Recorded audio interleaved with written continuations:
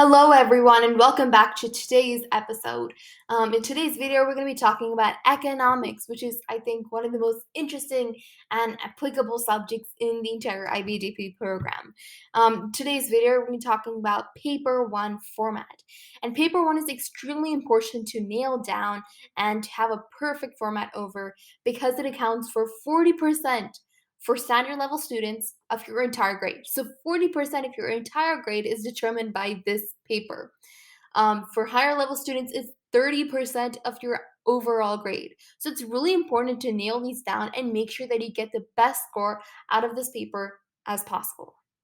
Now, in this video, I want to break it up into 4 parts. The first part talks about the introduction paragraphs. Now, I believe introduction paragraphs are important because they essentially just hook in the examiner. You want to make sure that the examiner puts in time and effort to understand your points so that you get the highest score. And the only way to do this is to making sure that you have the perfect introduction. And you should be able to replicate this introduction in all of your essays, FAs, or whatever is upcoming for you guys. Now, the next part is a body paragraph. So, a body paragraph, the most important thing that students miss is an evaluation. Don't just list down the solution for a problem, talk about the pros and cons of it. So, we're going to be talking about this in more detail and talking about what is an evaluation, what IB exactly wants from you guys in this body paragraph. The last part is the conclusion. In the concluding paragraph, I think it should be the paragraph that you spend the most time on because it essentially leaves a lasting impact on the examiner. You want the examiner to have a positive outlook on your essay and on you as a person so that they might be a little bit lenient when grading your paper, or maybe maybe they think all of your points are amazing when writing your essay.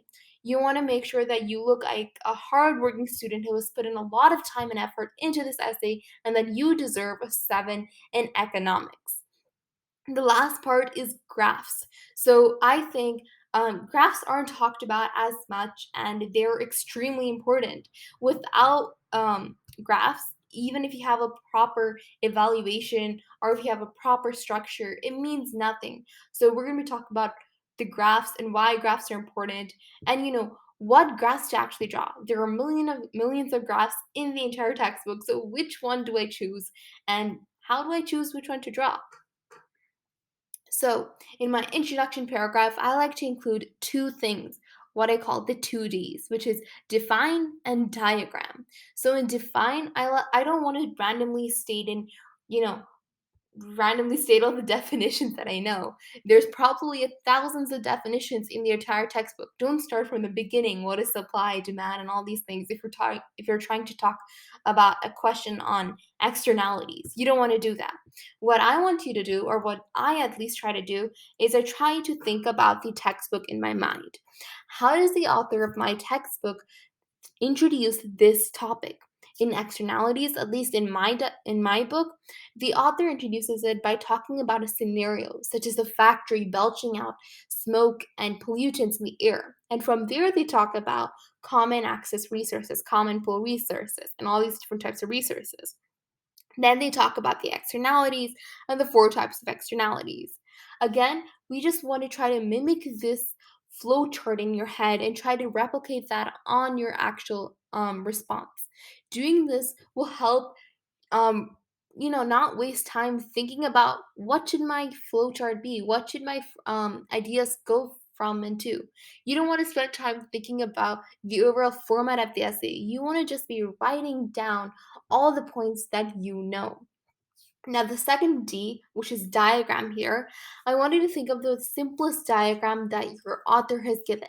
So for me, she has given a diagram like this for externality, just showing how does the supply curve and the demand curve shift, or where is the actual externality occurring. Now, whenever you have a diagram, don't just write the diagram and say, this is a diagram for a negative production externality. Don't do that.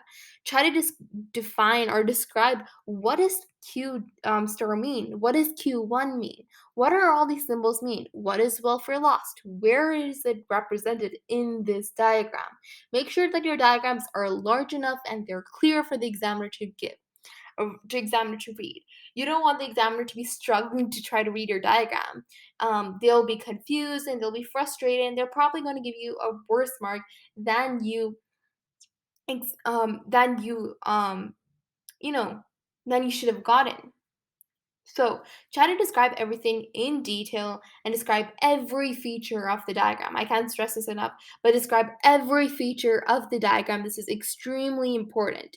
So, let's move on to the body paragraph now. In the body paragraph, I include two things. So, I wrote this PPT thinking about externality questions in microeconomics.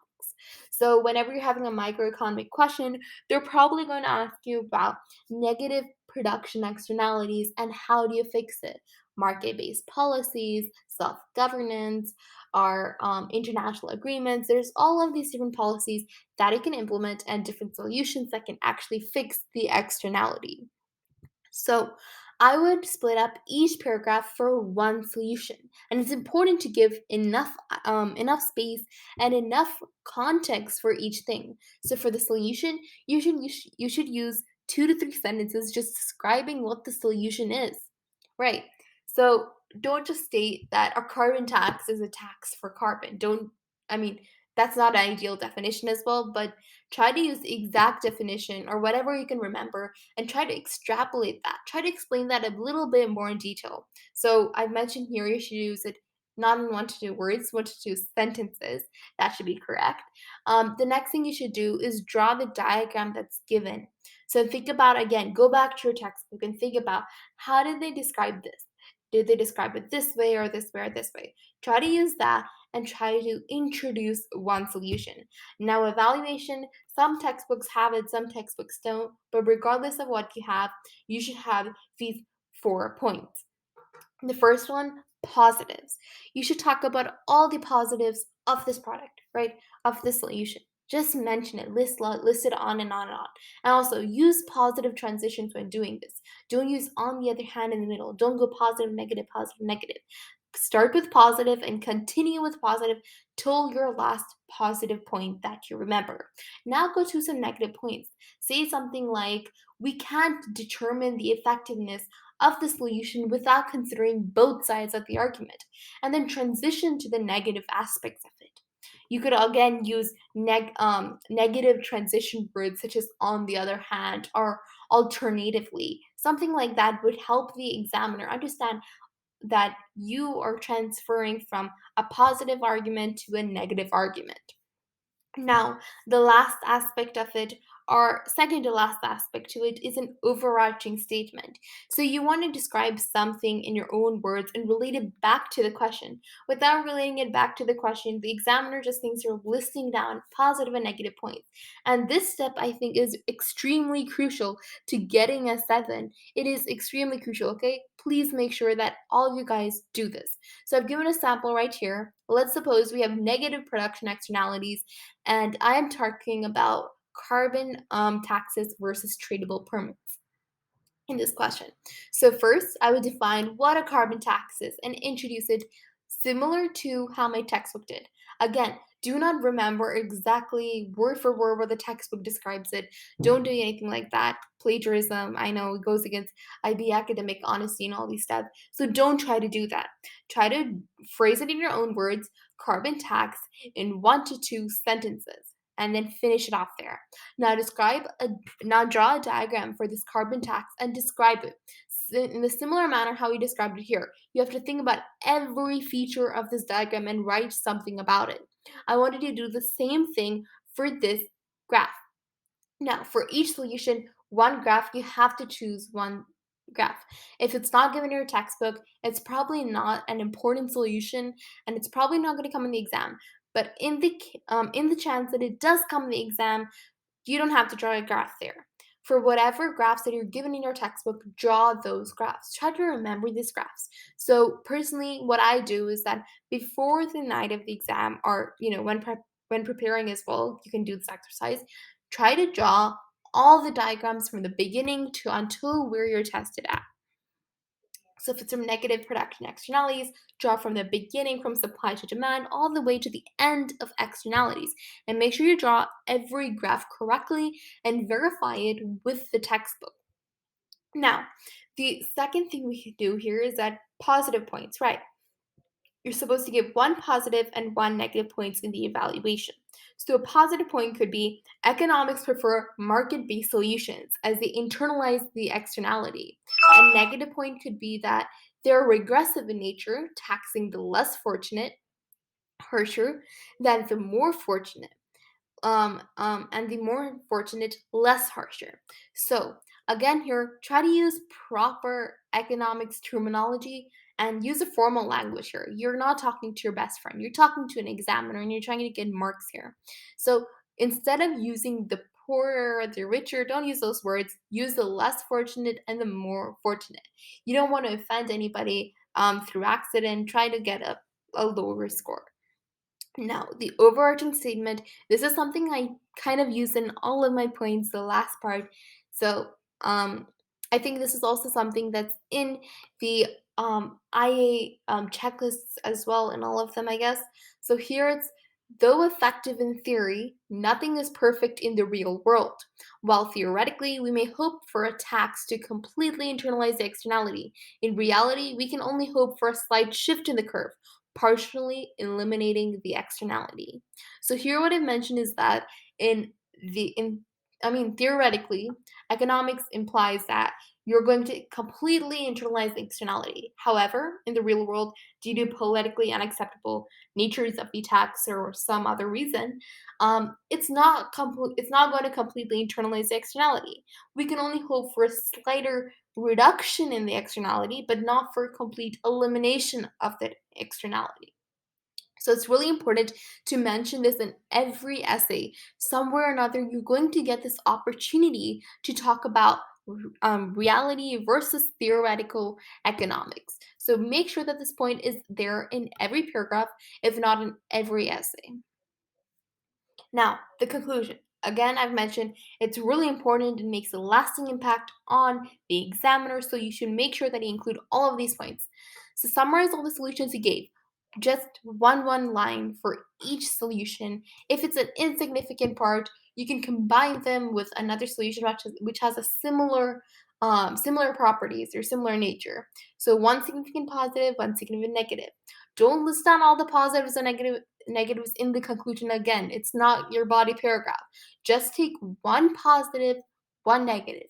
Preferably something that is stressed a lot in your textbook or stressed a lot in your class.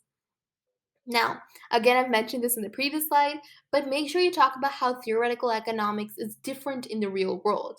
And don't include diagrams. Again, do not include new diagrams in the conclusions area. It does not help. You have another section, you have all these body paragraphs to do that, you have the introduction paragraphs to do that. So make sure you don't add that in your conclusion paragraph. And I think all of this, whatever we have discussed, if you're able to implement it in your actual exam, you're definitely going to ace it. So, in case anyone's watching this video the day before their exam, last minute study, here's a few checklist pointers that you guys could keep in mind before heading on to your exam. So, again, don't forget the diagram. I believe I made this mistake once in one of my quizzes in economics. Make sure you don't forget the diagrams. It's extremely important. You can lose up to, I think, like 8 marks if you forget the diagrams, which I did once. Make sure to remember each policy in its diagram. Practice diagrams at least 3 to 5 times before entering the exam room. I would say you should practice it regularly before at least 1 week to the exam. But the day before the exam, you should be able to recollect every diagram from the beginning to the end. Okay? Again, do not worry. Stress gets over us sometimes. So, the best way you can recollect any information or make any points on the fly is to make sure you're not stressed and you don't worry. So, another thing, even if you forget your evaluation points, try to borrow from other pointers. So, for example, if I had forgotten that taxes are regressive in nature, specifically carbon taxes are regressive in nature, I could go to the Pigouvian taxes points and say, Pigouvian taxes has a disadvantage that it's regressive in nature. So it must be that for all taxes. And I could take that point from Pigouvian taxes and apply that to carbon taxes. Again, here, let's say I didn't know that taxes are regressive in nature. I can use a disadvantage of a similar idea and apply it to one idea. Don't leave your paper blank. Try to improvise something, even if you forgot your points. Now, I've seen a lot of students um, talking about Pigouvian tax and some other words, and they're not sure about the spelling. And what I would say is that don't worry about the spelling. It's not an English class, it's an economics class. The teacher's not going to grade you down just because you don't spell it correctly. Even if you have a few letters in here, she's going to understand you're talking about this tax. Now, you watched the video fully. If you did, congratulations. It shows that you really care about your paper one and you really want that 7. So make sure that you relax. Try to practice a little bit and ace your exam. So this is optional, but for any of you who really want to get that 7, we at least I would suggest to write a sample paper one response and send it to us. We're completely free during the summer vacation. We would love to help you guys. We'll send you some feedback and let you know how you did. So, on an ending or concluding note, thank you for watching today's video. Make sure to check out IBSpectrum on Instagram, LinkedIn, Facebook, and Spotify. And we'll see you in the next video. Thank you.